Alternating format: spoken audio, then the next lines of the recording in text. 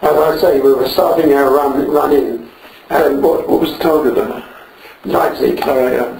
And searchlights, you name it, and plenty of flak, you know, the whole thing going up there.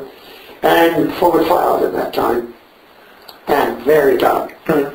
And all of a sudden, I saw this tracer from the aircraft coming way back, but behind us like that. Right. And something come straight over towards the top of us like that. Great, just like a great shadow, right on top of us like that. Right. You want to get a flash. This happens in points of a second, right, okay? And he must have dropped his load, and the incendiary must have also come through the aircraft. I did not know this at the time. Right. I found this out only later on, some time later on.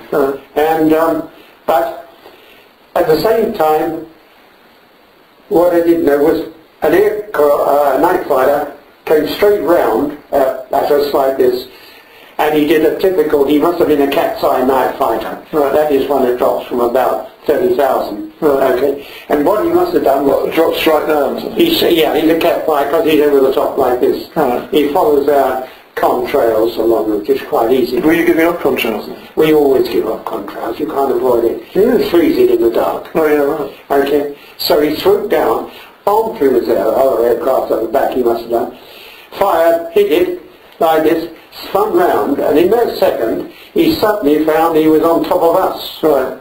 Right? Yeah. Looking right up our tail. Right. And he must have been a fairly experienced one, because he fell straight down without even thinking into an attack position, which is to come down like this, like over you, down here, and like that. Right.